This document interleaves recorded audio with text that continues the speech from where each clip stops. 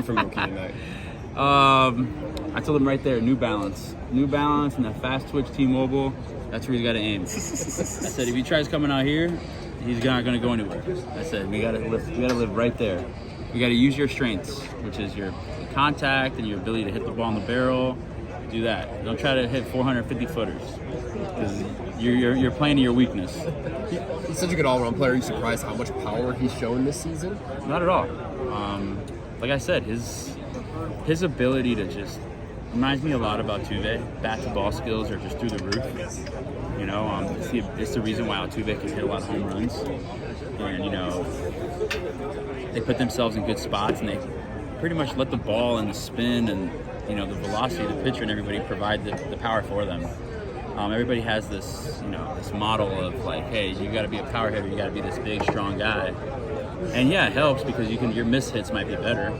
But if you have a guy that's smaller, but their miss hits are a lot less and they're a lot more precise, they could do equally as much damage, in my opinion. And then on a personal note, how much do you think joining the Dodgers, the role you have now, has helped kind of rejuvenate your career here and get you back to an All-Star game?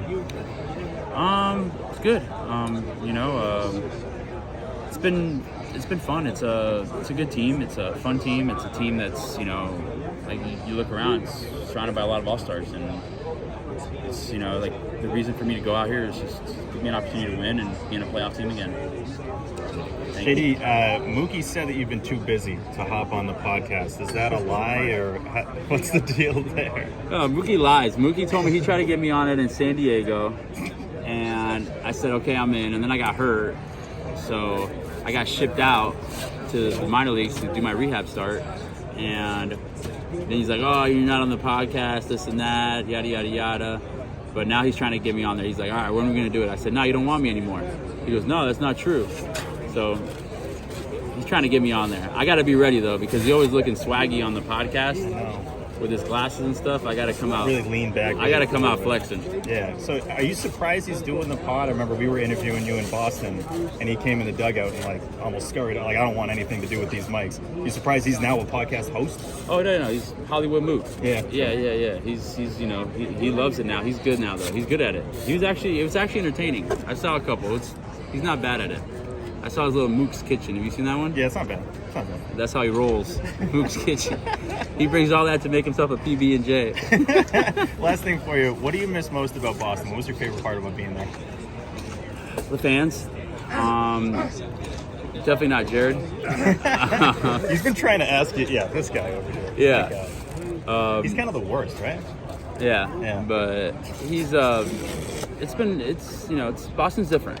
It's a different it's a really cool city. It's a really cool, you know, like just environment when you go there to Fenway Park, you know. It's a fun place to play, and the fans are great. The environment's great. It's just a completely different feel, you know. Appreciate it. JD, when you redid your swing, did you learn more about the physics of the swing more than you talked with Jerry Kelly? He went and saw Wallenbach and saw those guys. He said, I wrote a book, or he has a book, because he learned so much and he didn't want to forget everything they said. Yep. Is it like crazy physics? It's just like, the way I could put it is I felt like I was hitting in the dark my whole career and then switching the lights on. You know, and it's like, oh my God, I can see everything now so clear and what I'm supposed to be doing, and like, okay, now I know what I gotta do. Now I know what's right and what's wrong, not just what people have told me. He said he hit a ball one time opposite field, like in the cage, and they had a trap. And he said, I've never been able to do that in my swing. And like he said, the light went off. He's like, I just want to do that over and over. Yeah, Is that like that's exactly what happened to me with Javier Bracamonte, the bullpen catcher for the Astros. We went down to Venezuela, and I remember it was my first time hitting outside after the swing change. I didn't hit outside. I've been hitting in the cage. And Brock, who throws BP to me the whole time, my whole career, throws to me, and my rounds of BP, I'm literally hitting like foul pole to foul pole, just home runs. I couldn't keep the ball in the yard. And I was just like, my jaw just dropped. And Brock came up to me, he's like, I've never seen you hit a ball like, I've never seen myself hit a ball like this. And that's kind of when I fell in love with the whole thing, and I was like, you know what, this is it.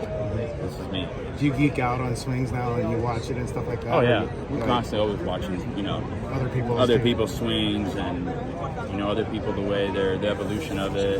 You know, watching Olsen this year. It's been freaking amazing, you know, because he's kind of one of those guys too.